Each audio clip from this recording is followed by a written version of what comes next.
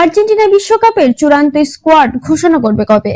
আসন্ন 2026 ফুটবল বিশ্বকাপকে সামনে রেখে একে একে চূড়ান্ত স্কোয়াড ঘোষণা করেছে অংশগ্রহণকারী দেশগুলো। তবে বর্তমান বিশ্ব চ্যাম্পিয়ন আর্জেন্টিনা এখনো তাদের চূড়ান্ত দল ঘোষণা করেনি। কয়েকদিন আগে 55 সদস্যের প্রাথমিক স্কোয়াড প্রকাশ করেছে লিওনেল স্ক্যালোনির দল।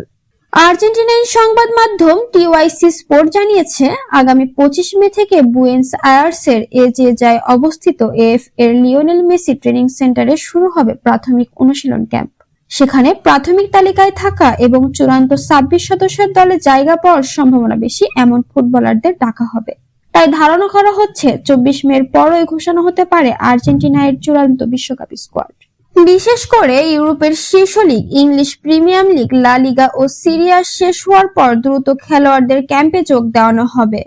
স্ক্যালোনির লক্ষ্য যুক্তরাষ্ট্রে যাওয়ার আগে অন্তত এক সপ্তাহ দলকে একসঙ্গে অনুশীলনের সুযোগ দেওয়া। এরপর আর্জেন্টিনা যাবে যুক্তরাষ্ট্রের কানসাস সিটিতে, যেখানে বিশ্বকাপ চলাকালে তাদের বেস ক্যাম্প স্থাপন করা হবে। কম্পাস মিনারেলস ন্যাশনাল পারফরমেন্স সেন্টারে পুরো স্কোয়াড প্রথমবার একসঙ্গে অনুশীলনে অংশ নেবে। উল্লেখ্য, বিশ্বকাপের চূড়ান্ত স্কোয়াড জমা দেওয়ার শেষ সময় 30 মে।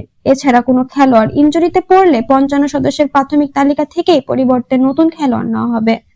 বিশ্বকাপ শুরুর আগে আর্জেন্টিনা দুটি প্রীতি ম্যাচ খেলবে। এরপর 16 জুন আলজেরিয়ার বিপক্ষে ম্যাচ দিয়ে শিরোপা ধরে রাখার মিশন শুরু করবেন মেসি আলভেরেজরা।